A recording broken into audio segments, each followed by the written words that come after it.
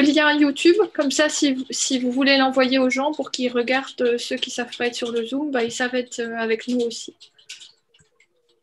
C'est en train de se mettre en route et je vais le mettre sur Facebook aussi. Bienveillant.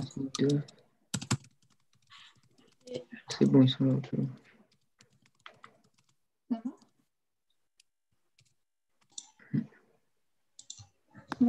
Mis en direct. Voilà. Et son numéro, c'est quand même. Petite seconde. Voilà. Voilà, je vous l'envoie. Et comme ça, je peux enregistrer. Youp. Toute une technique. Hein. Ah oui, mais je vois que tu es devenue une spécialiste de la technique. Oui, hein. Voilà, j'enregistre. Mais je vais t'en remettre. On est sur YouTube également, donc s'il y a des questions sur YouTube, on le verra également. Ça marche. Voilà. Je te laisse la parole, Émilie. Ça marche. Eh bien, bienvenue à tous pour ce sommet de la bienveillance avec un invité spécial, Luc Viget. Ah, normalement, c'est activé. Par contre, si vous savez couper vos micros, parce que si tout le monde parle en même temps, on ne va pas y arriver.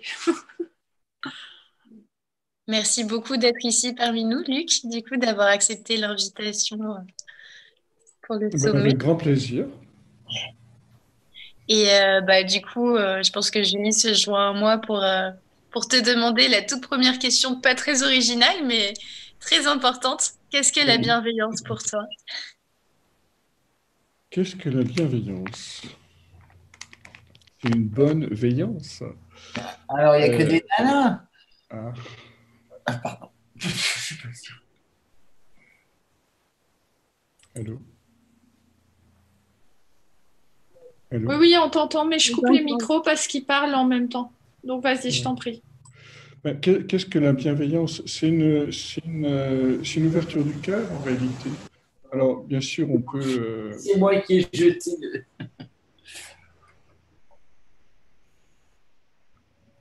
Donc,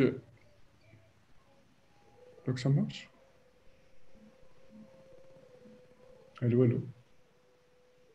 Oui, ça marche. Mais à chaque fois, je coupe les micros parce qu'il y a des gens qui rentrent encore maintenant. Donc, désolé. Donc, je reprends. Donc, je disais, c'est quoi la bienveillance? C'est avant tout un état intérieur, en réalité. C'est une présence à soi à partir du cœur, j'ai envie de dire. Alors après, bien sûr, il peut y avoir plein de formes de bienveillance. On peut construire un faux self de bienveillance, hein, parce qu'on croit que c'est bien ou parce que c'est une façon d'être aimé. On peut aussi construire une forme de bienveillance un peu artificielle parce on pense que c'est une vertu et donc il faut être comme ça. Mais au fond, j'ai envie de dire, dans la bienveillance, il y a quelque chose de profondément naturel qui est le fondement de la nature humaine. Et quelqu'un qui est en contact avec lui-même dans cet espace de douceur du cœur devient naturellement bienveillant. Donc, il n'y a pas de... c'est pas quelque chose à construire, c'est juste quelque chose qui émerge simplement parce qu'on est en présence à soi-même, j'ai envie de dire.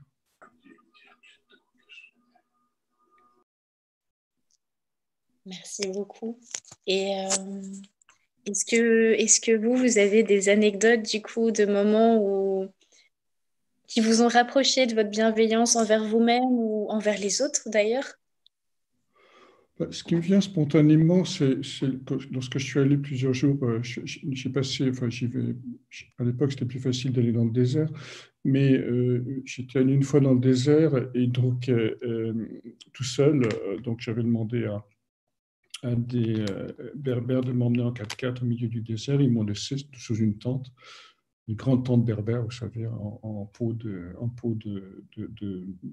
brebis, j'imagine, ou de chameau. Et je suis resté là 10 jours. Et évidemment, au milieu du désert, on s'attend à voir personne. Et un jour, au bout de 3-4 jours, il y a Il y a quelqu'un enfin, j'ai vu 2 personnes, en fait. Il y a un berger qui arrive avec ses chèvres. Évidemment, les chèvres ont tout mangé ce qui restait autour de la tente. Et puis, il m'a demandé de lui faire un shampoing. Et au milieu du désert, comme ça, j'avais un peu d'eau, il avait amené son shampoing, ou j'en avais, je ne sais plus. Donc, je lui ai fait un shampoing. Et j'ai trouvé ça très, très beau parce que c'est de l'ordre à la fois de l'inattendu et de l'acte gratuit. Puis après, il est reparti avec ses chèvres. Et la deuxième personne que j'ai rencontrée dans le désert, c'était aussi très improbable. C'était quelqu'un qui arrivait en moto. Je ne sais pas, il devait venir voir l'ermite au milieu de nulle part. Et puis, j'ai arrêté. Et puis, il m'a dit avant de repartir, ah, ben, je reviens demain avec ma copine pour vous la faire rencontrer. Donc, donc voilà. Donc, en fait, les choses se passent. Pourquoi je parle de ça? Parce que c'est dans la grande simplicité du désert, au fond, que les choses se passent et que j'ai eu beaucoup l'occasion d'être plus en accord total avec moi-même. Et quand je suis revenu, en fait, de ce 10 jours, j'étais dans un état, j'arrivais plus à parler. La gorge était nouée, les mots ne sortaient plus de la bouche. Et je me souviens, il y avait un gamin qui me parlait sans cesse, qui voulait absolument que je lui achète des tapis. Il m'invitait chez son père qui vendait des tapis, je ne sais pas quoi. Et j'étais dans un état, j'étais totalement dans une espèce d'ouverture du cœur où je n'arrivais plus à parler et rien à dire. Donc c'était un peu compliqué cette situation-là, en fait. Donc voilà ce qui me vient, c'est-à-dire la bienveillance est quelque chose qui se passe, qui nous prend un peu à dépourvu, au dépourvu en réalité, où il y a vraiment quelque chose qui se passe spontanément dans une espèce dans cette grande nudité du désert en réalité, dans la grande simplicité du désert. Merci beaucoup pour ces magnifiques expériences et témoignages. Merci. Moi, j'avais une petite question pour toi. Tantôt, j'ai été voir ton site et je me rappelais plus si tu en avais parlé la dernière fois, mais j'ai vu que tu avais le site Réenchanter le monde. Oui. Est-ce que tu peux un peu expliquer? Parce que je trouvais que c'était vraiment dans le thème de la bienveillance, réenchanter le monde. Moi, je trouve c'est une belle façon de parler. Donc, est-ce que tu peux en parler un peu plus? C'est-à-dire, ça part d'un constat qu'on vit dans un monde qui est désenchanté en réalité. C'est-à-dire un monde qui fonctionne beaucoup sur l'utilitarisme, sur l'économie, le retour sur investissement, etc. Toutes ces choses qui fait... Alors ça, c'est le symptôme, mais en fait, la raison qui est derrière, c'est qu'on s'est coupé en réalité du monde vivant. Il y a une première coupure avec les monothéistes, où la nature, pour les peuples anciens, la nature était l'épiphanie de la grande déesse, c'est-à-dire était un être vivant en réalité avec laquelle les êtres humains avaient un contact sensible, comme encore les chamans aujourd'hui du reste. Donc il y a eu cette première coupure qui fait que le sacré a été ramené à l'individu à travers notamment les monothéismes et surtout le christianisme. Et ensuite, bien sûr, l'islam. Et la deuxième grande coupure, c'était avec l'apparition de la science, où le monde est devenu est devenu un pur objet. C'est-à-dire, il faut connaître ses lois pour pouvoir l'exploiter, le transformer, etc.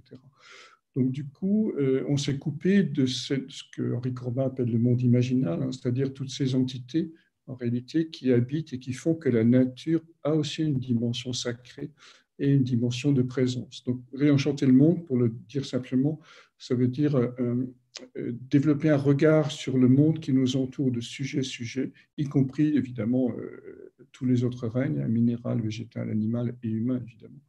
Donc, une relation sujet-sujet et non pas une relation sujet-objet.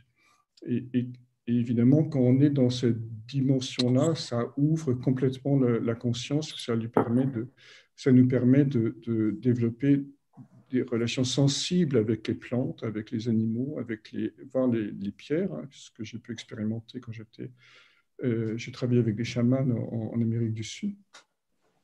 Et donc, réenchanter le monde, c'est simplement comment développer ce regard, en fait. Alors après, sur le site, il y a différents outils, l'astrologie, la mythologie grecque, le symbolisme, des explorations liées à la conscience. Donc, tout ça sous forme de vidéoconférences. Mais disons que c'est surtout l'essentiel. On a 2 yeux, en réalité. Donc, et pour voir la profondeur du monde, il faut utiliser nos deux yeux. Donc, on peut avoir deux regards différents sur la même réalité. Le regard symbolique qui permet de laisser le sens émerger et le regard objectif qui permet de comprendre ce qui est en jeu. Donc, quand ces deux regards sont liés ou fonctionnent ensemble, on voit la profondeur du réel. Ça s'appelle la profondeur de champ sur le plan biologique. Donc, c'est ça, réenchanter le monde, c'est-à-dire c'est s'émerveiller devant la beauté du monde, c'est retourner vers la poésie, c'est retourner vers la jouissance de la perception des significations qui nous habitent. Alors, ça peut être à travers le thème astrologique, ça peut être à travers la lecture de l'histoire sur laquelle je suis en train de travailler en ce moment, comment les mythes produisent l'histoire, c'est-à-dire comment l'âme du monde descend à travers les communautés humaines pour produire progressivement du sens et pour produire l'histoire en réalité. Donc l'histoire, de ce point de vue, a du sens. Donc voilà, c'est ça, réenchanter le monde, c'est s'ouvrir à la présence des mondes invisibles, des réalités invisibles, de manière sensible pour émerveiller notre existence, qu'elle soit quotidienne ou qu'elle soit liée à de plus grands champs, comme les champs historiques, par exemple. Et j'avais une petite question. Donc, en allant sur le site, j'ai vu que tu faisais une sorte de cursus, de cours. Donc, il y a par mois et il y a par an aussi. Mais est-ce que dans le cursus, c'est les 4 thèmes dont tu parles ou on choisit un cursus, un thème? Non, alors l'abonnement qui est à 12 € par mois donne accès aux 4 thèmes. Wow. Et en fait, les 4 thèmes sont liés, c'est-à-dire il y a un cursus, une formation en astrologie, donc sous forme de vidéoconférence, une formation en mythologie sur l'analyse symbolique de différents mythes comme Hercule, Narcisse, Prométhée, Faust, Icare, Orphée. Et en même temps, il y a un lien, c'est expliqué comment on peut relier le thème astrologique au mythe, c'est-à-dire comment voir sur le thème astrologique de la personne quels sont les mythes, le ou les mythes fondateurs dont elle est porteuse. Après, il y a la lecture symbolique qui permet aussi d'élargir, au fond, la lecture astrologique à tous les événements qui nous entourent. Et puis, bien sûr, la conscience, puisque c'est le point de base, au fond, de notre nature humaine, puisque l'être humain n'est pas un animal, n'est pas seulement un animal qui conquiert l'espace et qui sait fabriquer des choses, mais l'être humain, c'est quelqu'un qui a conscience de sa propre conscience, qui a conscience du temps en réalité. Et j'ai interviewé un certain nombre de personnes qui sont soit dans des processus d'éveil, soit dans des chemins spirituels qui témoignent de leur expérience d'ouverture de conscience. Donc les quatre thématiques en fait sont liées les unes aux autres. Mais c'est pas mal, je veux dire, à 12 € par mois, et aussi de proposer, j'ai vu que tu faisais à l'année et tu offrais 2 mois. Je veux dire, pour ceux qui ont envie d'essayer, voilà, ils commencent par 12 € et ça peut vraiment être, ça peut vraiment réenchanter le monde, comme tu dis, de voir les choses différemment que ce qu'on nous demande de voir maintenant, quoi. Voilà, c'est ça l'idée, c'est vraiment de donner les outils en réalité pour entrer dans ce processus intérieur de réenchantement du monde. Et alors, d'un point de vue pratique, on peut se désabonner quand on veut, il n'y a aucun souci. Et donc, effectivement, c'est 12 € par mois ou 120 € pour l'année. Je veux dire, c'est un petit prix parce que souvent, ce genre de formation, ça peut coûter quand même pas mal cher. Et là, de proposer par mois et de proposer dans ces thématiques-là, je trouve ça super intéressant. Pour fin d'année, ça peut être un beau cadeau, je trouve. L'idée, c'est de le rendre accessible à tout le monde. Voilà. Et en fait, il y a un certain nombre de séminaires que j'ai donnés depuis une dizaine d'années qui ont été filmés, qui sont mis en ligne, progressivement montés, ensuite mis en ligne. Donc, l'idée, c'est de les rendre accessibles à tout le monde et aussi que chacun puisse les aborder à son propre rythme. C'est parfois moins contraignant qu'un séminaire où il y a beaucoup de frais de déplacement et j'ai des gens qui suivent des séminaires un peu partout, en tout cas dans les pays francophones. Donc du coup, ça facilite un peu les choses. Pour me permettre, j'ai rencontré Luc, c'était l'année passée, il était venu dans Cap ou pas Cap, et on avait vraiment eu la discussion par rapport au symbolisme du corps humain, et donc je peux que vous conseiller, ne serait-ce que d'essayer le premier mois à 12 €, vous conseiller de vraiment aller voir la façon dont il explique. Je crois que la dernière fois, on avait eu 1 heure ou 2 heures de call, mais on ne voulait pas stopper tellement que c'était prenant, c'était super intéressant, donc voilà. Je voulais vraiment le dire parce que je suis tombée par hasard sur Luc à cette période-là et j'ai vraiment accroché à ce qu'il fait. Et c'est pas commun. Et comme tu dis, c'est le côté un peu invisible ou le côté un peu plus symbolisme qu'actuellement on ne regarde peut-être pas assez, quoi. Oui, parce que l'être humain se nourrit pas seulement de pain, il se nourrit aussi de sens. Et ce monde du sens n'est pas, mais pour des raisons méthodologiques, hein, ne peut pas être exploré par la méthode scientifique. Donc, du coup, j'essaie de réfléchir à ce qu'on pourrait appeler une méthode, hein, par opposition à la méthode, c'est-à-dire cette méthode qui permet d'explorer avec une forme de rigueur en même temps, tout en conservant cette dimension sensible, le monde, la nature de ce monde invisible qui évidemment, qui a plein de facettes, bien sûr.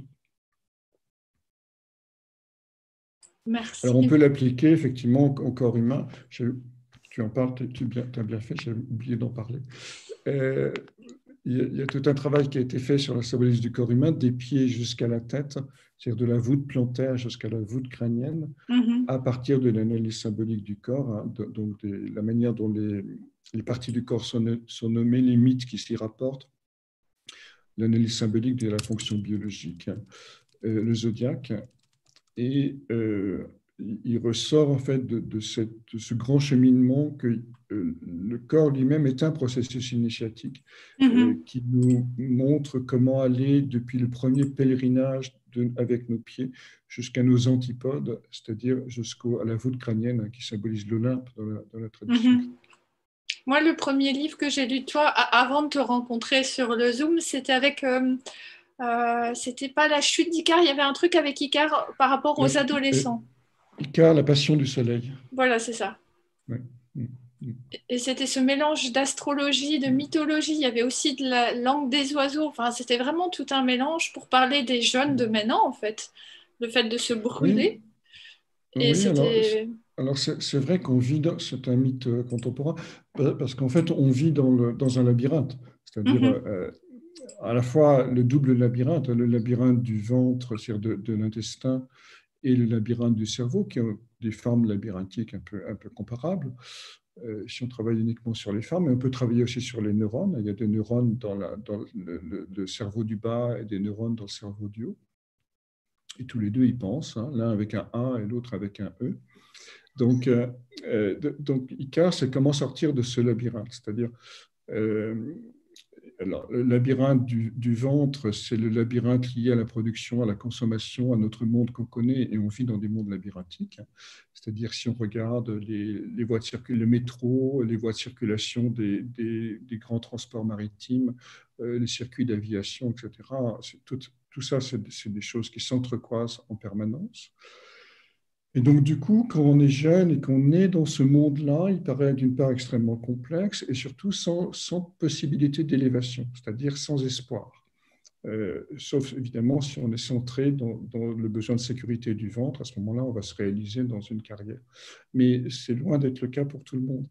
Donc, le mythe d'Icare donne les clés, au fond, pour sortir de ce labyrinthe-là et comment se façonner de vraies ailes pour aller vers le soleil, c'est-à-dire acquérir et intégrer un nouveau soleil, c'est-à-dire une nouvelle identité, un nouveau rayonnement, bien loin de l'enfermement dans le ventre de la mer, en réalité, puisque nos sociétés sont en même temps très protectrices. Et le deuxième labyrinthe, donc ça, c'est passer vers le cœur, en réalité, passer le diaphragme pour aller vers le soleil du cœur. Et puis le deuxième labyrinthe, qui est celui du cerveau, c'est-à-dire comment quitter la complexité mentale et l'enfermement dans ce qu'on appelle parfois la maya du monde, c'est-à-dire tous nos systèmes de représentation, pour aller vers le soleil de la transcendance, c'est-à-dire celui qui se trouve au-dessus de notre tête. Donc, on peut le lire dans ces deux niveaux de lecture, en fait. Donc Icare, il cherche en même temps à réenchanter son monde, hein, puisqu'il va chercher un monde idéal, il va chercher un autre monde. Et son histoire nous donne des clés donc, pour aller vers cet autre monde.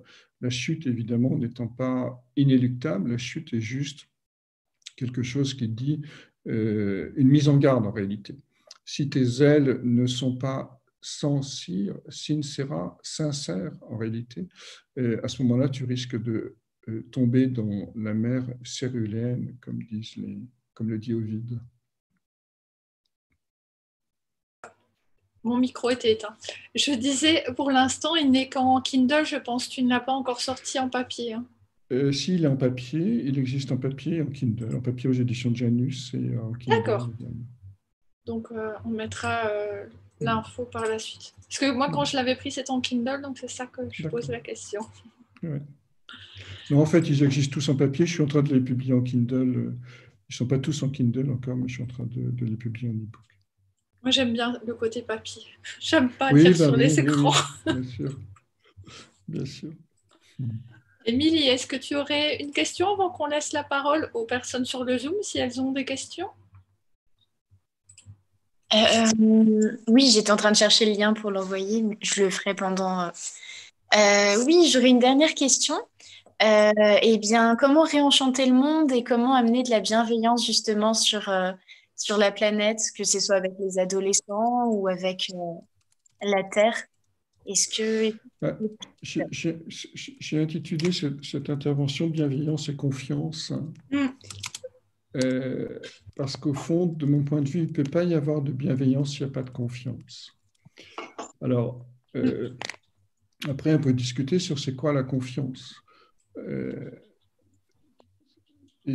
Alors, évidemment, on peut discuter confiance en l'autre, confiance en soi, etc. Mais je ne placerai pas les choses dans cette lecture-là, qui est une lecture psychologique. J'ai plutôt envie de la placer au niveau de l'expérience intérieure, de l'expérience du soi. Il y a un très beau travail d'Hercule qui se réfère à ça, qui est le lion de Némée. C'est-à-dire, pour faire très simple, parce qu'on n'a pas le temps de le développer ici, mais Hercule qui est habillé d'une peau de lion va devoir tuer le lion de Némée qui dévore la chair humaine. Et donc, il le chasse, il se retrouve dans une caverne avec lui, il l'empêche de fuir, il le regarde bien en face, et à ce moment-là, il va l'étouffer. Alors, qu'est-ce qui se passe quand on se regarde bien en face, sans tricher et sans fuir? On s'étrangle de stupeur, parce qu'on se voit tel que l'on est dans le moi, dans l'ego, dans le sujet. Et c'est ce courage-là de se regarder en face sans tricher qui fait qu'on contacte à un moment donné la présence du soi, c'est-à-dire la présence du cœur.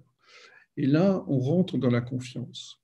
Pourquoi on rentre dans la confiance? Parce qu'on rentre dans un espace intérieur, on n'a plus besoin du regard de l'autre pour exister.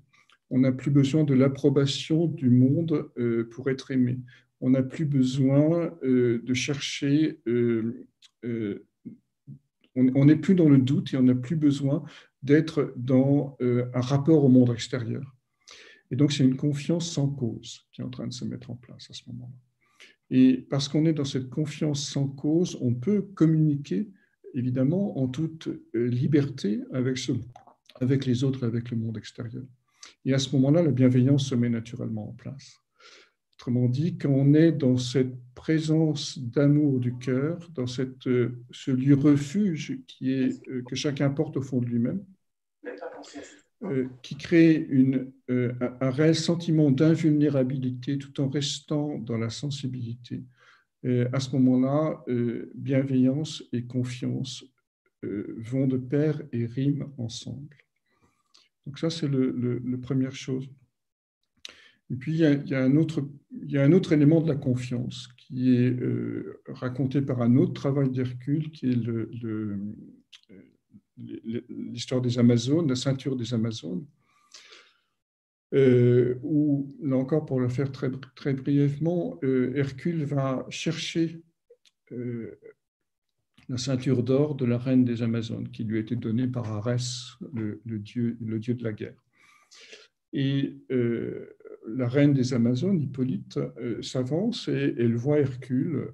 Elle le trouve si beau, si merveilleux, comme ce grand guerrier qui arrive devant elle. Et elle s'apprête à lui donner la ceinture.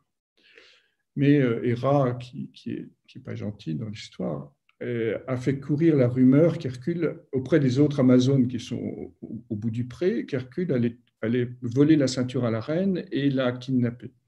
Alors les autres Amazones, elles arrivent toutes à bride abattue. Hercule, lui, croit que la reine ruse et a triché avec lui, et donc ça va dégénérer, puisqu'Hercule va tuer la reine et lui voler la ceinture. Donc on voit bien ce qui se passe ici. C'est-à-dire, qu'est-ce qui va empêcher le don? C'est la peur panique des Amazones et la peur d'Hercule, le soupçon, en réalité, qui va lui faire croire qu'il y a une ruse et un malentendu, une forme de manipulation. Donc ça, c'est un des travaux les plus difficiles. Hercule va échouer d'ailleurs dans ce travail. Autrement dit, c'est comment se confronter à nos peurs les plus profondes lorsque la relation s'installe sans défense. Autrement dit, comment passer du statut d'amant et de maîtresse au statut de compagnon. Les compagnons, c'est ceux qui mangent le même pain, littéralement. Donc à ce moment-là, il y a quelque chose la relation va changer. La relation va changer. Et si les peurs de rencontrer l'autre dans tout son mystère ne sont pas conscientisées et traversées, à ce moment-là, la relation risque de se rompre ou d'établir des rapports de force, ou que sais-je encore. Donc là, on est dans une thématique de confiance en l'autre, mais la confiance en l'autre ne peut s'acquérir, en tout cas c'est ce que nous dit le mythe, que si on tue la jument noire, c'est-à-dire l'autre reine des Amazones s'appelle Mélanipée. Mélanipée veut dire jument noire. Tuer la jument noire, et donc Hercule va la tuer. Tuer la jument noire, ça veut dire tuer les élans obscurs qui sont mus par les angoisses et les peurs, avec tous ces présupposés qui disent l'autre va me manipuler, je vais me faire avoir quelque part. Alors ça suppose d'entrer aussi dans la confiance, mais si la confiance a un autre sens que celle que j'évoquais tout à l'heure quand je parlais de la confiance du cœur, la confiance née d'un contact avec le soi, ça c'est une confiance qui dit, voilà, qui pose cette question un peu essentielle, qui dit est-ce que l'univers est bon? Est-ce que je suis capable de recevoir un don purement gratuit, sans imaginer qu'il y a une arrière-pensée? Parce qu'on sait en général donner ou prendre en général on sait bien, donner, bon, on sait aussi, mais recevoir, c'est beaucoup plus compliqué, parce que ça nous met face à une forme d'incompréhension rationnelle, c'est-à-dire il n'y a pas de contre-don, il n'y a pas c'est le miracle permanent en réalité. Donc ça met dans une posture de gratitude par rapport à la bonté de l'univers, par rapport à ce qui nous arrive dans la vie de tous les jours, par rapport aux rencontres, etc.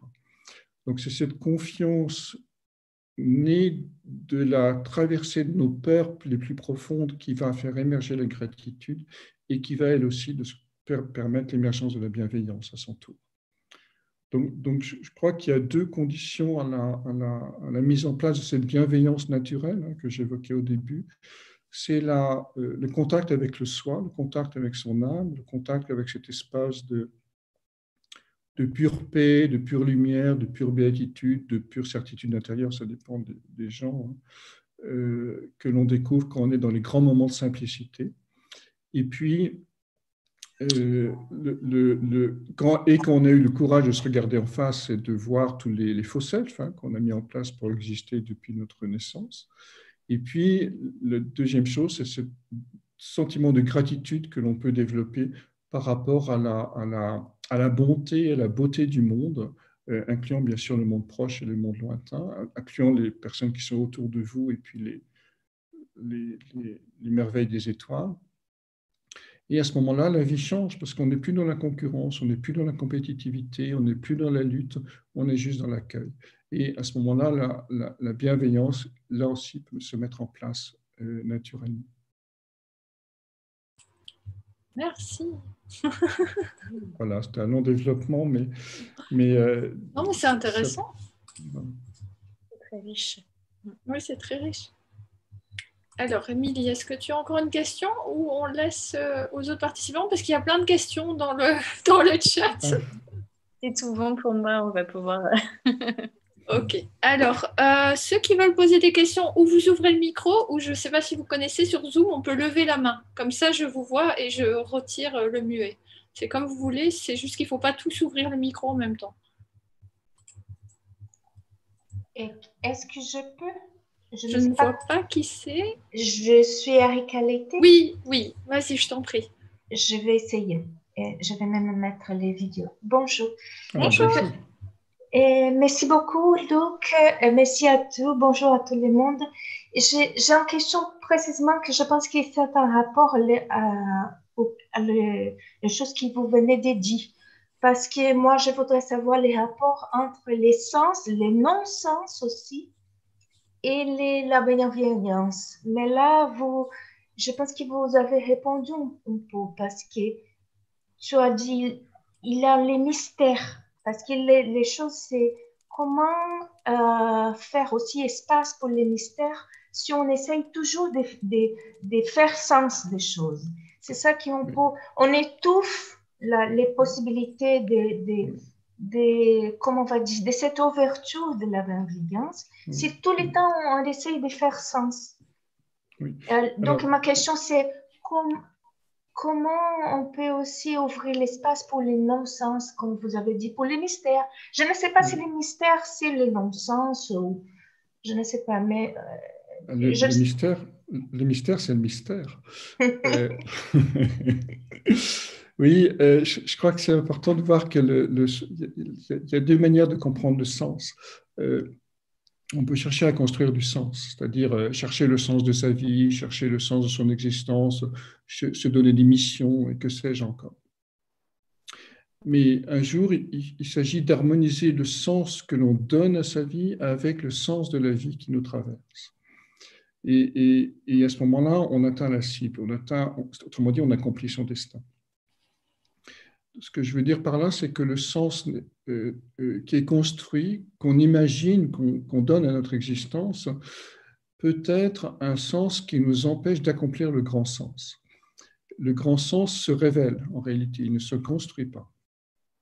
Et donc, lorsqu'on accepte que le sens se révèle, c'est-à-dire qu'on accepte au fond la spontanéité de la première pensée, le contact direct avec ce qui va nous faire poser un acte dans l'immédiateté, sans y réfléchir, à ce moment-là, il y a une révélation progressive du sens, du sens profond qui habite notre âme. Et au-delà, il y a encore le monde du mystère, qui est lui, encore quelque chose d'autre, c'est-à-dire dont on n'a pas les mots en réalité pour parler, qui est au-delà de la question du sens en réalité, qui est la vie pure en fait. Donc, pour répondre à votre question, j'ai envie de dire,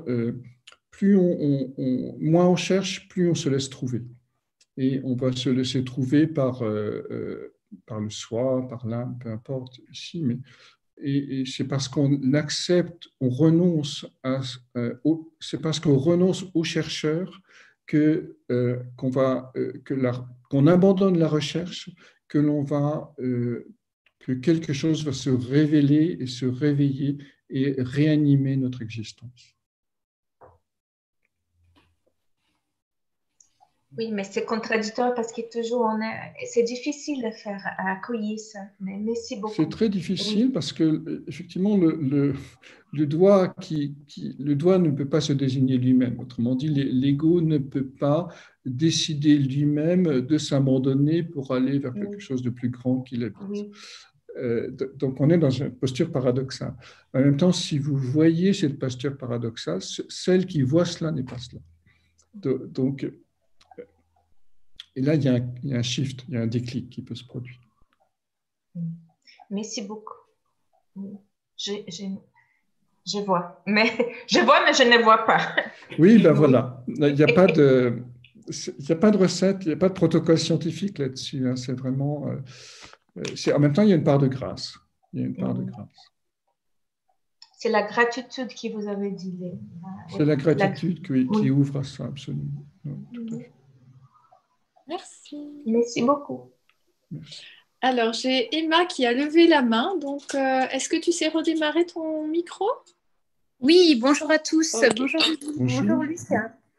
Moi, j'avais une question effectivement pour Luc par rapport à, comment dirais-je, un événement astral qui aura lieu le 21 décembre. J'aurais bien voulu voir un peu quelle est la lecture au niveau du mythe de la conjonction Saturne-Jupiter. Si on se réfère, à moins que je ne me trompe, bien évidemment, que ce soit Zeus et Chronos, s'il me semble, au niveau du mythe, quelle peut être cette lecture? Merci beaucoup pour ta réponse. C'est deux planètes, c'est deux archétypes contraires, hein. C'est-à-dire Chronos, lui, il est dans l'intériorité, c'est le dieu qui avale ses enfants, qui les met dans son vaste ventre, et qui un jour, parce que Métis va lui faire boire un émétique, il va revomir ses enfants. Donc Chronos, c'est le seul dieu qui est enceint de ses œuvres, il fonctionne comme une femme en fait. Donc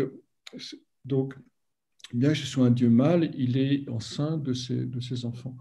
Et donc, Chronos, c'est quelqu'un, c'est aussi le temps avec un H, si on va par là. Donc, c'est le dieu c'est l'archétype qui est dans l'intérieur, qui laisse maturer les choses dans l'intériorité pour un jour produire une œuvre. Et Zeus, Jupiter, c'est l'inverse, c'est-à-dire c'est le maître de l'Olympe, il a eu combien, je ne sais plus, 14 ou 15 maîtresses, et une infinité d'enfants, etc.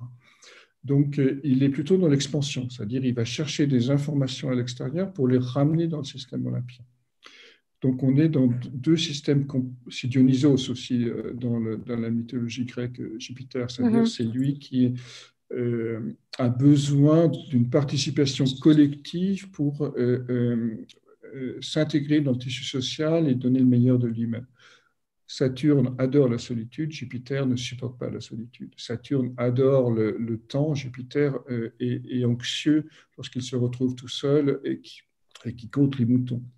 Donc on a deux archétypes un peu contraires et donc complémentaires. Alors après, sur le plan de l'astrologie mondiale, on a souvent des cycles Jupiter-Saturne qui recommencent un nouveau cycle sur le plan d'organisation sociale. Parce que Saturne, c'est la loi, la règle, la structure, et Jupiter, c'est la vie ensemble, c'est la communauté humaine. Donc, la dernière fois qu'ils étaient en conjonction, c'était en 1982. Donc, on a eu la vague rose en France, on a eu un changement politique en Europe, en réalité, pas seulement en France. Donc, à chaque fois qu'on a ça, on a un renouveau en termes d'organisation sociale, de vision politique, etc. Okay. Donc, et en même temps, souvent des redistributions économiques et financières, comme c'est le cas d'ailleurs en train de se produire en ce moment.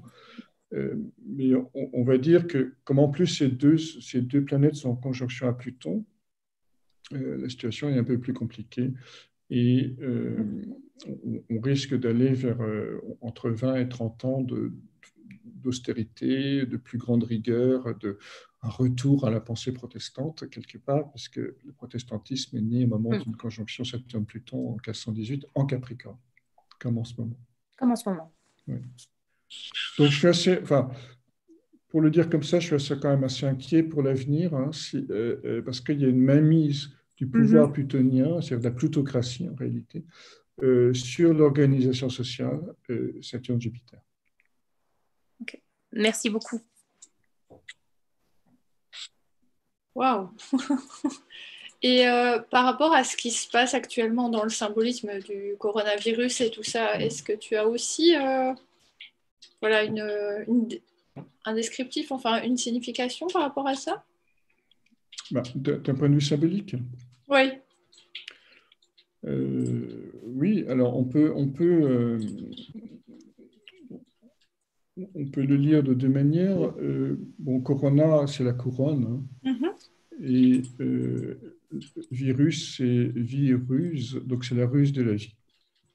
Donc les virus sont, d'un point de vue symbolique, toujours pour être précis, hein, les virus c'est une espèce nous apporte une pathologie qui nous amène à transformer notre regard sur le monde, notre psychisme en réalité. Et donc pour aller vers la couronne ici, si on lit toujours dans la langue des oiseaux, donc l'espace de la couronne dans le corps humain, c'est pas la tête, hein, c'est-à-dire c'est pas celle qu'on met sur la couronne. Il n'y a pas de couronne sur la tête. On a inventé un truc pour bichonner le cerveau, mais la vraie couronne, elle est sur le cœur. Ça s'appelle les coronaires. Les coronaires, c'est les vaisseaux sanguins qui nourrissent le cœur en sang et qui dessinent une forme de couronne. littéralement, c'est l'espace de la couronne. Donc, c'est une invitation par le confinement, c'est-à-dire par le recueillement intérieur, à passer dans l'espace du cœur et à quitter cette espèce comment dirais-je, d'hyperconsommation dionysiaque qui n'est plus simplement, qui a dépassé le besoin de la consommation, mais qui est devenu une consolation pour éviter de se confronter à ses tristesses, à ses angoisses, à ses peurs, et que sais-je encore. Donc on mange simplement, pas parce qu'on a faim, mais parce qu'on a des questions émotionnelles qui ne sont pas résolues. Donc ici, le virus est une ruse de la vie qui nous amène à une forme de quarantaine intérieure. C'est intéressant parce que 20-20, c'est 40, hein, une espèce de quarantaine intérieure pour, si on fait ce travail, en tout cas, nous ouvrir à la présence du cœur et à la couronne du cœur, en réalité. Et retrouver cette entre guillemets, je n'aime pas beaucoup ce mot, mais on va l'employer quand même, cette royauté cardiaque. Ce n'est pas une royauté au sens traditionnel, hein, puisque le cœur est un organe qui est nommé par les autres organes, c'est-à-dire il y a une oreillette, un ventricule, un sinusoïde, etc. Donc il est dans la grande simplicité, il agit sans se nommer en réalité.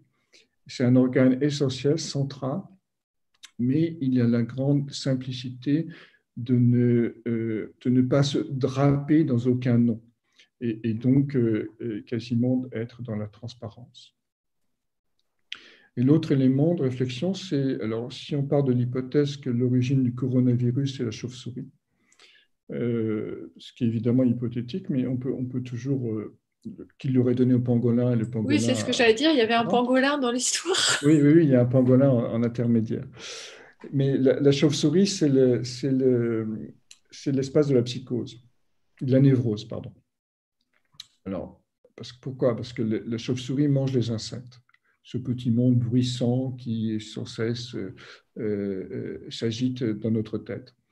Et par un espèce de retournement du symbole, on a associé la chauve-souris aux sorcières, aux grottes, elle se prend dans les cheveux, etc. Donc on l'a associé en fait à la névrose. Mais en fait, en réalité, c'est l'inverse. C'est le seul mammifère volant du règne animal qui mange les insectes, c'est-à-dire qui détruit nos névroses. Donc ça veut dire quoi ici? Ça veut dire que cette pandémie soulève des peurs irrationnelles qui dépassent de loin la réalité objective. Autrement dit, c'est une fiction. Non pas que la pandémie n'existe pas, on est bien d'accord, mais la manière dont on la conçoit, c'est-à-dire cette espèce de folie planétaire qui fait que quelque chose qui a de l'ordre de 0,6% de létalité, à peu près comme un peu plus qu'un virus de la grippe en réalité, ça arrête toutes les économies du monde, ça veut dire qu'il y a une panique irrationnelle qui est là derrière. Et donc, c'est ça le sens de la chauve-souris, c'est-à-dire ça nous invite à nous confronter à nos névroses, à nos peurs les plus profondes, pour aller vers une espèce soit de monde qui va être envahi par les peurs et manipulé par la peur à l'avenir, soit un monde qui aura réussi à traverser ça à titre individuel et collectif pour créer un nouveau type de société, qui rejoint ce qu'on disait sur la triple conjonction de tout à l'heure. Moi, il y a un truc qui m'a fait sourire tantôt, il n'y a pas de hasard, hein, vu que tu allais parler d'astrologie et tout ça, il était marqué « Les millionnaires ne croient pas en l'astrologie, mais les milliardaires l'utilisent. » quoi. C'est vraiment... ils jouent avec ça aussi, ils savent très bien ce qu'ils font. Quoi. Alors, oui, je n'arrive pas à le savoir, ça. Je ne sais pas. Peut-être, je ne sais pas. Je n'arrive pas à savoir. En tout cas, je n'ai pas d'informations directes là-dessus. On peut poser des hypothèses, hein, mais alors, il faut faire attention parce qu'on peut poser plein d'hypothèses. Mais si on ne cherche pas à les vérifier, on est dans l'ordre du soupçon et on ne peut pas vivre dans ce monde de soupçon parce que là, on est dans ce qu'il y a de pire dans le complotisme. Par contre, on peut poser des hypothèses qui vont contre la pensée mainstream qui, elle aussi, est une espèce d'embrouillamini incroyable qui a perdu toute forme de rationalité en réalité. Et à ce moment-là, on peut essayer de garder une forme de santé mentale quand même. Même si à ce moment-là, on est aussi taxé de complotiste. C'est ça le problème. En fait, c'est le mot à la mode quand on ne rentre pas dans les cases. Aujourd'hui, c'est devenu le mot à la mode qui caractérise tous les gens qui ne sont pas d'accord avec la pensée dominante. Voilà, c'est ça, tout à fait. Mais du coup, c'est plutôt un compliment, finalement, à force. Oui. Donc, mais si on est complotiste, c'est parce qu'il y a des comploteurs. C'est quelqu'un qui a répondu ça et c'est totalement vrai, en fait. Il faut toujours avoir l'équilibre. Donc, oui, enfin, c'est un peu plus compliqué que ça. C'est-à-dire, il ne faut pas non plus tomber dans la pensée du soupçon où tout le monde... où on émet des hypothèses en mettant bout à bout des événements qui sont arrangés à notre sauce pour valider ce qu'on pense. Donc, je veux dire, la grande difficulté aujourd'hui, c'est de conserver le doute. Le doute permanent, c'est-à-dire pas apporter de réponse, mais poser des questions. Or, le cerveau humain a une grande difficulté de rester avec le doute. Il a besoin de réponses, il a besoin de solutions, etc. Évidemment, c'est inconfortable. Mais c'est justement ce doute-là qui va permettre de clarifier la pensée si on arrive à le tenir assez longtemps dans sa conscience. Ok, merci. Marie-Claude, tu as une question. Je vois que tu fais signe, mais la main, tu ne nous entends pas? Je n'entends plus rien. Ah zut. Il faudrait que tu quittes le Zoom et que tu reviennes.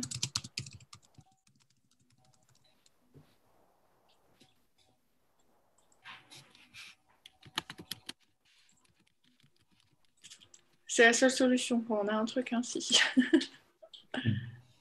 C'est bien d'avoir trouvé une solution. Oui, ça arrive parfois et c'est vrai que le fait de se couper et de revenir, ça fonctionne. Donc voilà. Est-ce que quelqu'un d'autre a une question? Je regarde le levage de main, mais je ne vois pas. Dans le chat, il y a quelqu'un qui parlait des archétypes. Alors, comme j'ai dû me déconnecter, j'ai plus le prénom. Ah, Marie-Claude. Ben, c'est Marie-Claude qui essaye de parler et qui ne sait pas. Attends, je vais essayer de lui envoyer un message. Déconnecte-toi du Zoom et reviens par la suite. Voilà. Parce que nous, on l'entend en fait, mais elle ne nous entend plus. Je vais essayer de voir si je peux la retirer. Voilà, je l'ai retirée pour qu'elle revienne. Voilà, est-ce que quelqu'un d'autre a une question tant que Marie-Claude revient? Je regarde. Est-ce qu'il y a une main qui se lève? Émilie, est-ce que tu aurais une question pour Luc?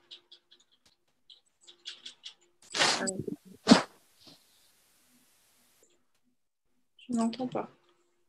Ben, je réfléchis. Ah Est-ce qu'il y a quelqu'un qui t'inspire en fait en bienveillance ou un héros justement de la mythologie qui pour toi représenterait la bienveillance et tout ce parcours initiatique? Tu as parlé d'Hercule tout à l'heure. Hercule, ce n'est pas forcément un personnage qui est marqué par la bienveillance. Il est marqué par le désir de combat et d'élargir sa conscience, en réalité. On le dit clairement dans l'antépénultième travail, c'est-à-dire l'avant-dernier travail, que c'est le maximum d'expansion que la conscience humaine peut atteindre. Donc, les travaux d'Hercule nous disent comment, au fond, l'être humain peut arriver à la plénitude de ses capacités. Et le contact avec le soi, le premier travail, c'est le lion de Némée, c'est justement c'est seulement le premier travail, le contact avec le soi. Et après, il y a plein d'autres ouvertures qui se mettent en place progressivement. Par rapport à la dimension de bienveillance, oui, la personne qui me parle le plus, c'est le Bouddha, parce qu'il n'est pas dans la mythologie grecque, il est bien sûr en Inde. Et pourquoi le Bouddha? Parce qu'en fait, il a quitté la maya du monde. Sa conscience a quitté la maya du monde. C'est-à-dire, cet espace qu'on appelle le nirvana, hein, c'est-à-dire, c'est cet espace à la fois intérieur et extérieur. À ce moment-là, il n'y a plus de différence. Où le sujet, si on peut parler comme ça, parce qu'il n'y a plus vraiment de sujet non plus, est capable de voir le grand jeu des énergies et des consciences qui se passent dans ce qu'on appelle le monde ordinaire. Et ça crée évidemment une espèce de bienveillance, ça permet de toucher la bienveillance, d'être plutôt dans la bienveillance fondamentale de tout être humain. Donc je trouve que c'est un exemple exceptionnel de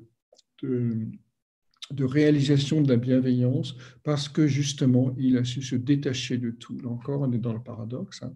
C'est parce que je suis détaché que je peux être bienveillant. Si je suis attaché, il y a trop d'enjeux.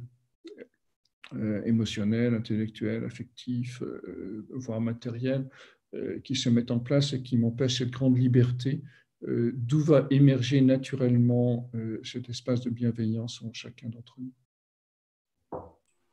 Merci.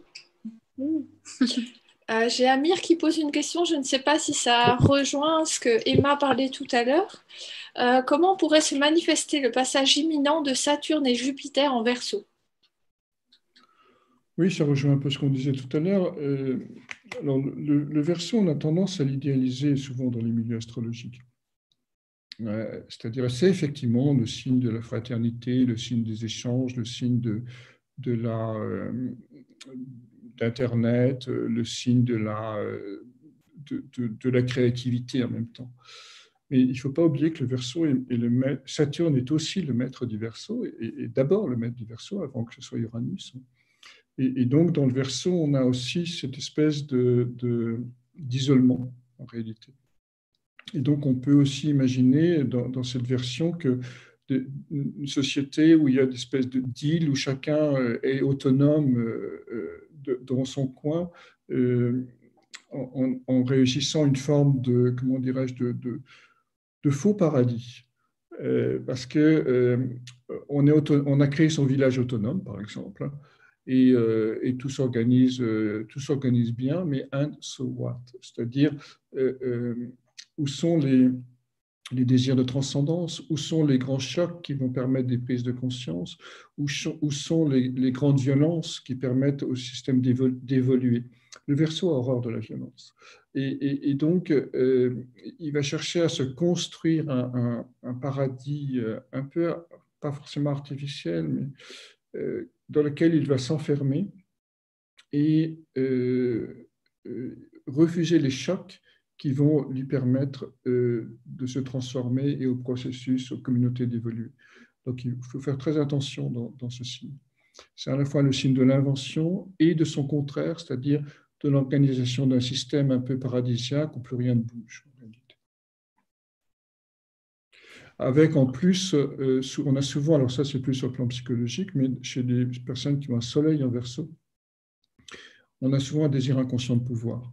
C'est-à-dire, elles sont très à l'aise dans le social, dans les relations, dans les réseaux et dans l'amitié, dans les contacts, etc. Mais en même temps, sommeil en est le lion qui est en face.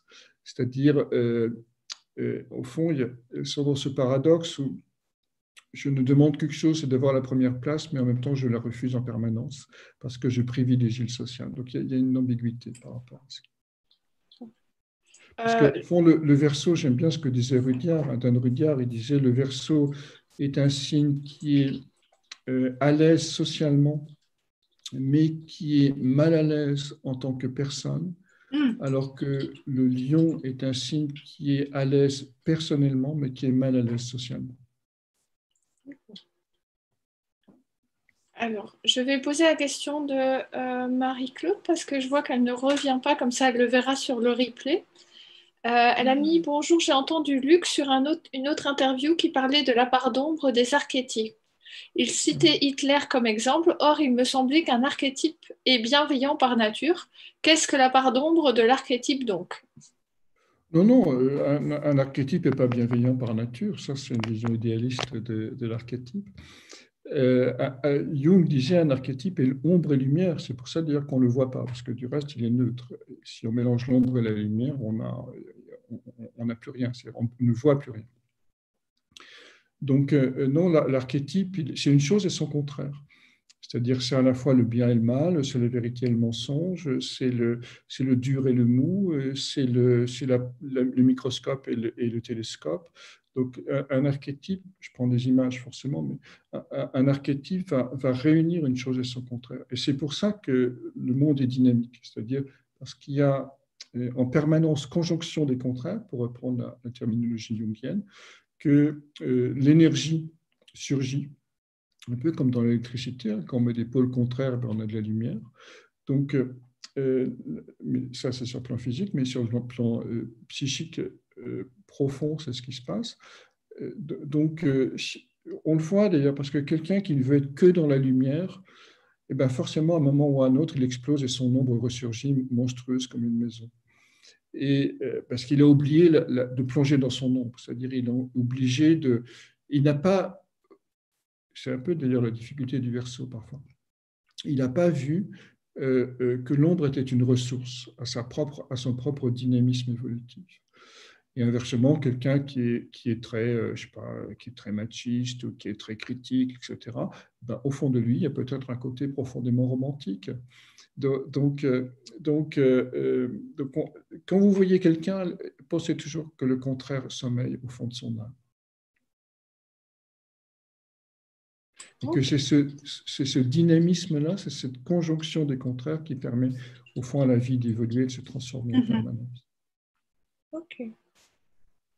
Alors, j'ai Stéphane qui avait une question. Stéphane Picavé, si tu veux bien ouvrir ton micro. Oui, vous m'entendez? Oui. Bonjour. Oui. Bonjour. Donc là, j'écoute ta conférence, Luc, c'est plutôt pessimiste pour l'avenir. Je crains de partager cette vision. Je souhaiterais de ta part que tu nous donnes tout de même un côté positif.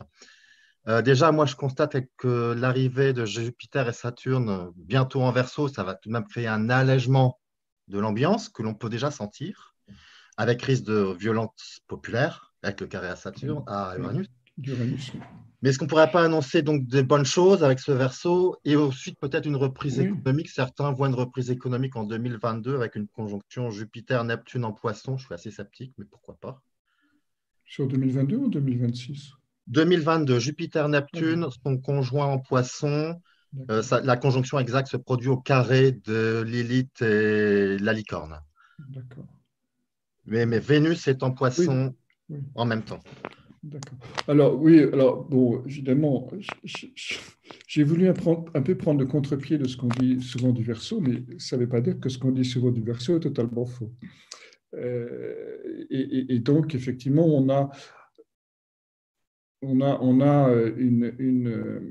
alors, version lumière, conjonction Jupiter-Saturne en Verseau. On a une organisation sociale qui se diffuse énormément dans les réseaux sociaux, où chacun va devenir, où chacun va comprendre que les constellations sont formées d'étoiles. C'est-à-dire, cette participation au monde collectif, chacun sera une propre étoile qui va participer à la création des constellations du monde, qui vont apporter de nouvelles idées, de nouvelles manières de vivre ensemble, etc. Mais à condition, ça ne se produit que si on est soi-même suffisamment individualisé, c'est-à-dire si on est suffisamment soi-même si on a trouvé son originalité et si on assume complètement sa différence. Parce qu'on sait qu'un groupe, au fond, a toujours la force de son maillon le plus faible. Une chaîne a la force de son maillon le plus faible. Et donc, un vrai groupe Verseau, ça veut dire que les personnes qui participent ont déjà intégré le lion qui est en face, pour parler langage astrologique, c'est-à-dire ont déjà affirmé suffisamment haut et fort leur identité pour pouvoir partager avec d'autres leur spécificité. Ce qui se passe souvent dans les groupes, c'est qu'il y a plein de gens qui y participent, mais il y a plein de gens qui suivent et qui donc se laissent coucouner par le groupe. Et donc là, on est dans autre chose. On est dans une image mère, on est dans un système de protection, etc. Et donc, on n'est plus dans un groupe Verseau, en réalité. Même si parfois, on a les apparences. Donc oui, on peut imaginer que avec cette conjonction, donc l'année prochaine, l'organisation du monde va se développer de plus en plus en réseau. On le voit déjà d'une certaine manière, du reste, avec le télétravail.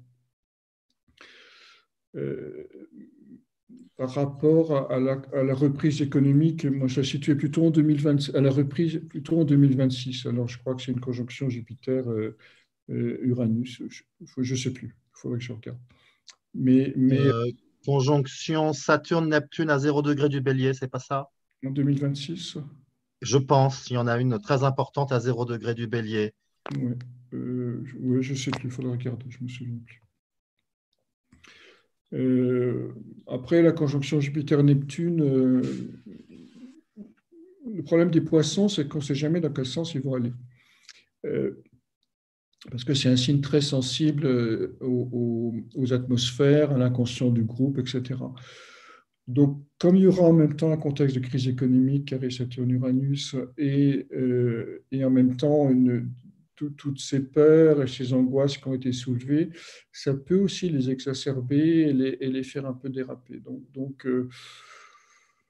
tout dépend là encore si on est dans une conscience cardiaque, c'est-à-dire dans une dimension d'amour, ça va l'amplifier, la conjonction va l'amplifier, et si on est dans une dimension de peur, la conjonction va aussi l'amplifier. Donc, on va voir. Ça répond à ta question, Stéphane? Oui, merci beaucoup. Et février 2026, c'est bien la conjonction Saturne-Neptune à 0 degré du Bélier. D'accord, ça doit être ça. Ouais. Merci.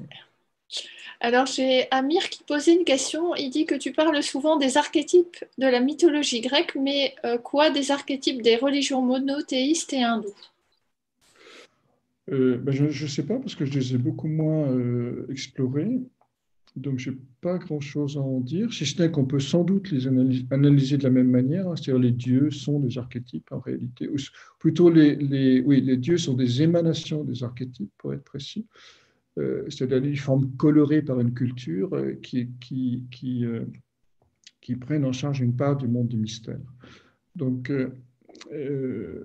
par contre, je n'ai pas suffisamment travaillé sur la tradition chrétienne ou sur l'hindouisme pour pouvoir en parler, donc je ne sais pas.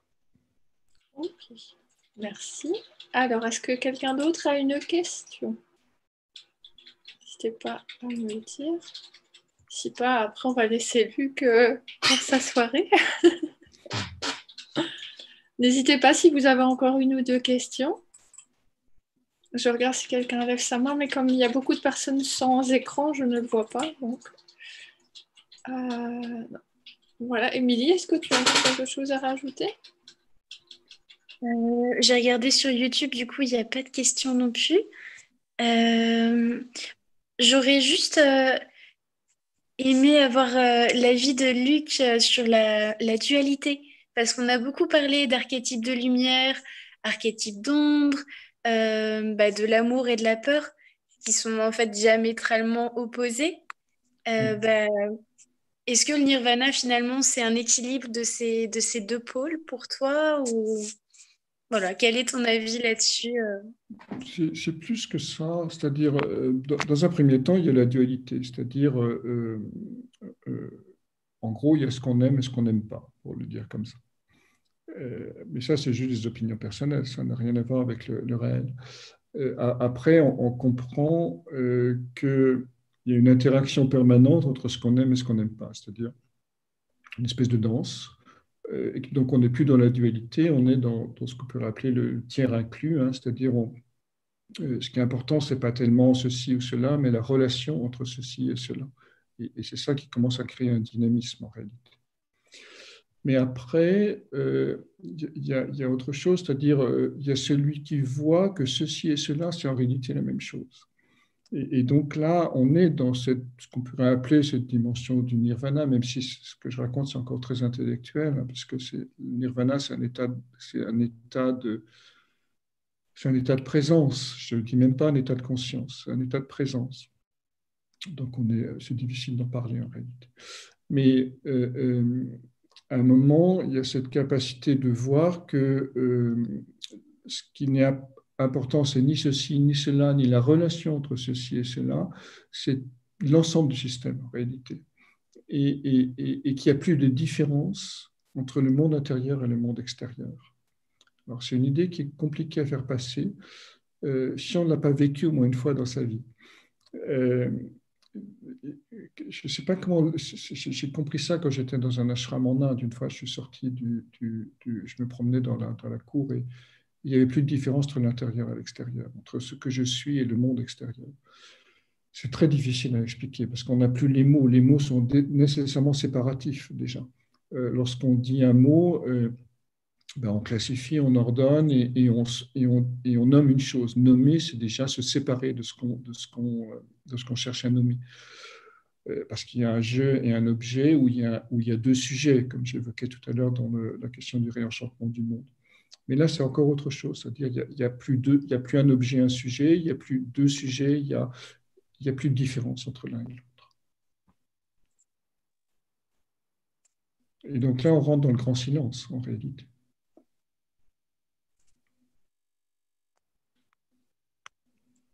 Merci beaucoup. Il y a une question d'Amir qui demande si tu aurais un mot sur la prochaine éclipse. Non. Dans quelques jours. Non, le mot c'est non. Non, franchement, j'ai pas réfléchi et j'ai pas beaucoup travaillé sur les éclipses, donc là encore, je peux pas en dire grand-chose. Alors, les éclipses, c'est un alignement Terre-Lune-Soleil, hein. C'est-à-dire la Terre se trouve entre le Soleil et la Lune. On parle des éclipses de Lune, hein, c'est ça. Donc, c'est l'ombre de la Terre qui se projette sur la Lune et le Soleil qui est derrière pour créer l'ombre. Donc, du coup, on est dans quelque chose qui est le fait que les choses qui sont de l'ordre de l'obscur, de l'inconscient, peuvent remonter plus facilement. C'est-à-dire la Lune, normalement, réfléchit la lumière du Soleil et sa fonction symbolique, c'est la petite lumière qui nous permet d'accéder à la grande lumière. C'est-à-dire c'est les expériences de la vie ordinaire qui nous permettent si on en tire une essence d'expérience, d'aller vers notre nature essentielle. Mais là, c'est pour ça que la Lune est changeante en même temps, parce que notre vie ordinaire change, notre état de conscience change en permanence. Et au-delà et par-delà tous ces changements, il y a un point alors pas d'éternité, mais il y a un point de stabilité, ce qu'on appelait dans la tradition antique le moteur immobile, hein, c'est-à-dire ce point qui ne change jamais, qui est notre identité profonde. Donc ça, c'est le Soleil. Mais lorsque la Lune est noire, du fait de l'éclipse, elle ne joue plus ce rôle de relais d'une certaine manière. Donc du coup, les ombres et les choses un peu négatives peuvent ressurgir. Donc c'est des périodes traditionnellement assez difficiles, hein, en astrologie, même en astrologie traditionnelle, c'est assez compliqué les éclipses. D'accord. Donc c'est intéressant pour explorer l'ombre en même temps. Okay. Alors j'ai Léité, je ne sais pas comment on prononce ton nom. Oui, c'est Léité. Léité, voilà. Erika, oui. Vas-y, je t'en prie. Oui, juste pour reprendre un peu les questions de dualité qui c'était intéressant posé pour Émilie. Cette question entre est-ce qu'il a conscience, parce qu'il a apparemment un schéma qui c'est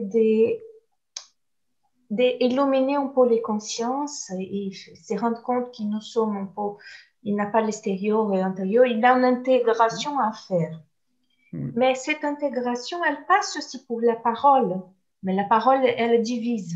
Donc, je voudrais savoir un peu quelle est cette chose comment on fait ce chemin avec une chose qui divise, mais on va vers le silence. Comment on fait le chemin pour le silence à travers de la parole? Oui, alors il y a plusieurs choses qui me viennent. La première chose, c'est que la parole est essentielle si on est dans un processus de développement personnel. Parce que ça permet évidemment de sortir ce qu'il y a à l'intérieur et de s'alléger d'une certaine manière. et de découvrir les jeux de l'ego, les jeux du moi, etc. Mais après, lorsqu'on rentre dans l'espace du soi, dans l'espace du cœur, on rentre en fait dans un autre langage, qui est le langage poétique. Et le langage poétique, d'abord, il ne va plus forcément parler des questions du moi, des questions personnelles. Il va parler de la beauté, il va parler de l'ombre, je pense à Baudelaire, mais il va parler de la profondeur, il va dire le subtil avec un minimum de mots. Donc, que ce subtil soit d'ombre ou de lumière, parce que les archétypes sont ombre et lumière. Et donc,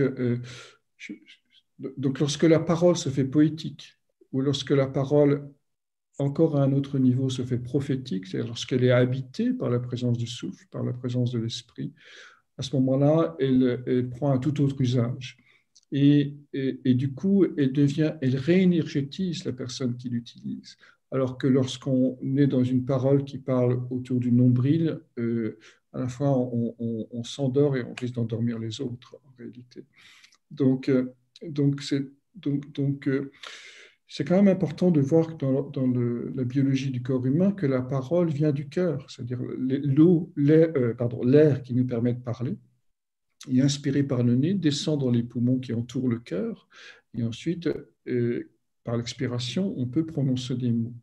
Donc, idéalement, toute parole devrait venir du cœur, et non pas du ventre ou du cerveau, comme c'est parfois le cas aujourd'hui, ou souvent le cas aujourd'hui, pour dire les choses clairement. Donc, une parole qui vient du cœur, c'est une parole poétique, c'est une parole qui est nourrie par l'amour en réalité, et c'est une parole qui est nourrie par le sens de l'immense, qui est la fonction du cœur d'ouvrir à l'immanence. Donc, du coup, les paroles deviennent plus subtiles, plus précises et plus légères en même temps, et plus nourrissantes pour celui qui les exprime et pour celui qui les reçoit.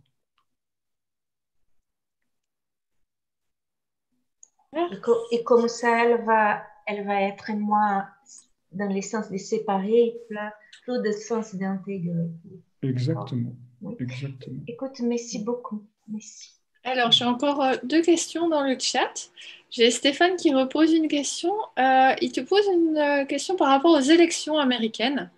Il te demande quel mythe mettre en relation et est-ce que c'est un événement symbolique de début du déclin des USA? Alors, je n'ai pas assez travaillé sur l'histoire des USA en termes d'astrologie mondiale. C'est un projet que je suis en train de faire, mais pour l'instant, je suis qu'à l'Empire romain, donc j'ai encore un peu de chemin à faire. Je ne saurais pas répondre précisément. Alors, c'est vrai qu'on dit ça, hein, c'est-à-dire que l'élection de... Même, j'ai un ami qui habite sur une île en Égypte, au Caire, au milieu du Caire, et il disait qu'une voyante lui avait dit un jour que lorsqu'un président noir serait élu aux États-Unis, ce serait le début du déclin des États-Unis. Donc, mais après, je n'ai pas suffisamment travaillé l'aspect cyclique et le thème des États-Unis pour pouvoir répondre à ça. Mais c'est possible, effectivement, qu'on arrive vers un déclin des États-Unis qui a commencé en fait avec Obama et pas forcément avec Trump du reste. Donc, qui va se poursuivre, c'est possible.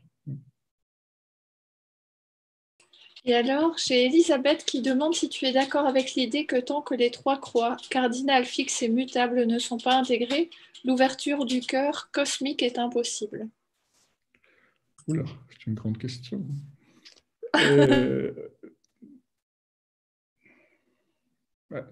Après, il faut s'entendre sur les mots.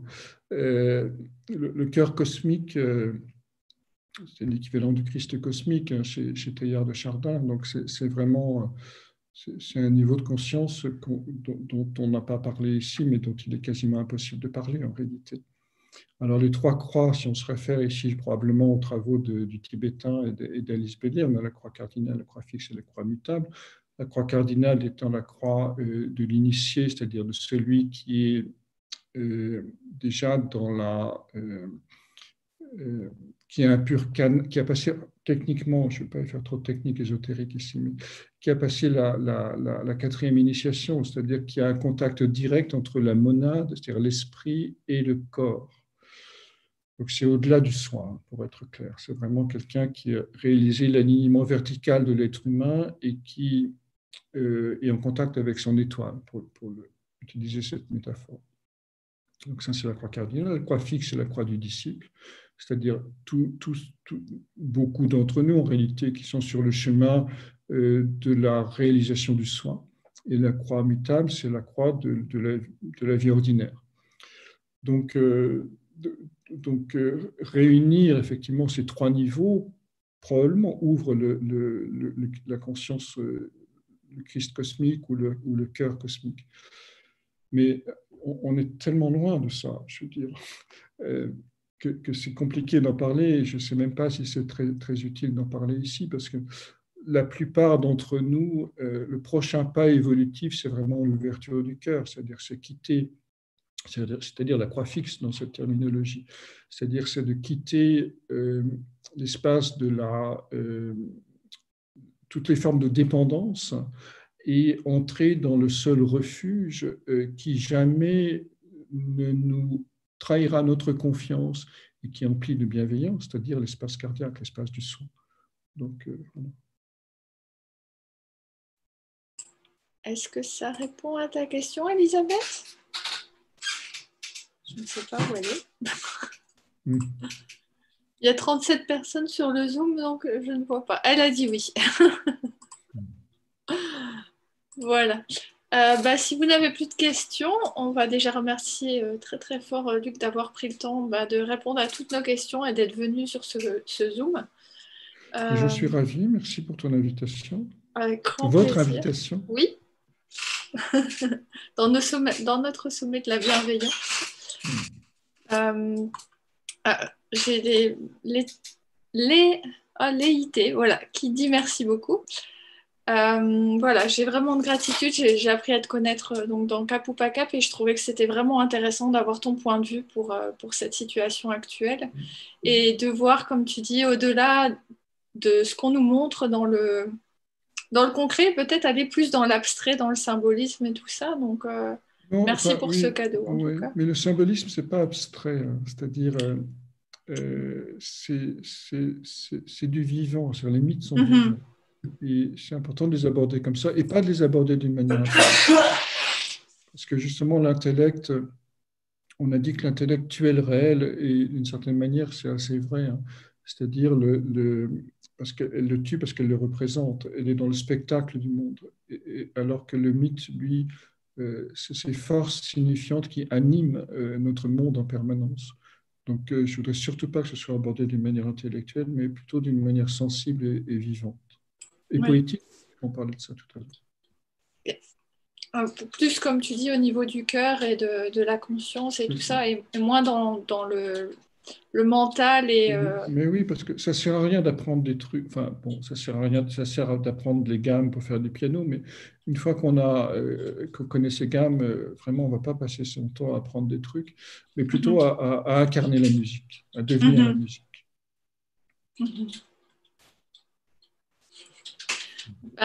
Merci. Enfin, voilà, j'ai pas d'autres mots. J'ai plein de gratitude que tu es venue sur ce sommet. J'avais parlé de toi, Émilie, et elle était vraiment impatiente de parler avec toi, de discuter sur ce sommet. Donc, merci à toutes les personnes sur le Zoom aussi qui nous ont rejoints, les personnes qui se sont inscrites et qui vont recevoir le replay. On vous mettra toutes les infos, le site et le livre aussi que j'ai parlé avec Icar, comme ça, si vous voulez voir de quoi on parle. Icar, la passion du soleil. Voilà, Icar, la passion du soleil. Et ça me faisait vraiment penser, comme tu dis, aux adolescents qui se perdent un peu, qui se brûlent au soleil. Et... Oui. Oui, parce que, bon...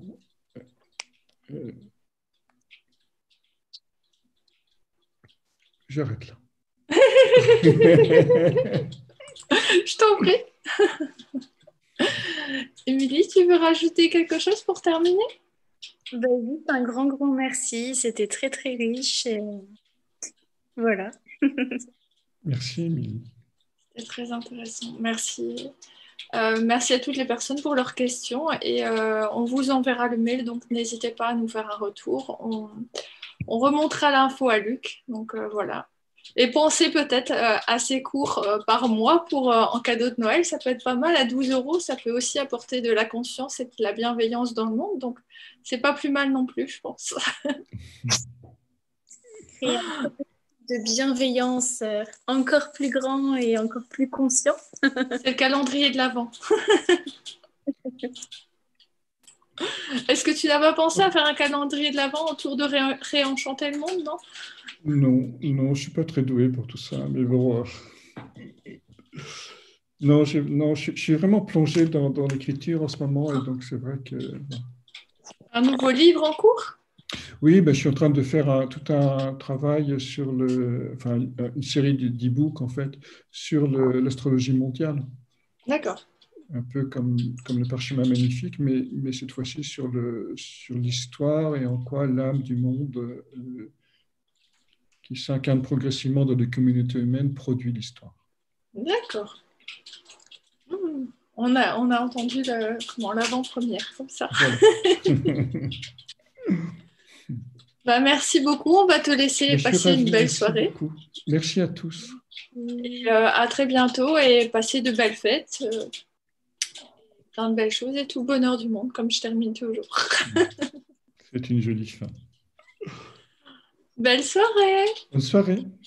Voilà, bonne soirée.